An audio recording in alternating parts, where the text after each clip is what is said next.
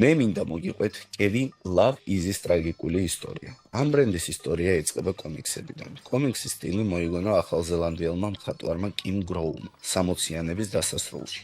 ისტორია იწყება სასიყვარულო წერილებიდან, რომელსაც უხატავდა თავის საქმროს. ქმარს ერქვა რობერტო კასალი. ეს კომიქსები იმდენად კარგი იყო, რომ 70-იანების წლებში კიმმა მიიღო თავისი პირველი შეკვეთა გამოქვეყნებაზე. და ეს კომიქსები მალევე გახდა ცნობილი და გავრცელდა მთელ მსოფლიოში. ყოველწლიური შემოსავალი შეადგენდა 4-დან 5 მილიონ ფუნტ სტერლინგამდე. მაგრამ სამწუხაროდ 1976 წელს გარდაიცვალა კიმის მეუღლე. ამის შემდეგ მხატვარმა გადაწყვიტა, რომ შეეწყვიტა ამ პროექტზე მუშაობა და უფლებები გადასცა ბილ ასპრეის, რომელიც იყო ბრიტანელი კარიკატურისტი. შემდეგ 1990-იან წლებში გამოჩნდა თურქული კომპანია, რომელიც აწარმოებდა კევებს წინადადებით თანამშრომლობაზე და შესთავაზა, რომ გამოიყენებდა ამ კომიქსებს. მაშინვე ეს კევი გახდა ძალიან პოპულარული.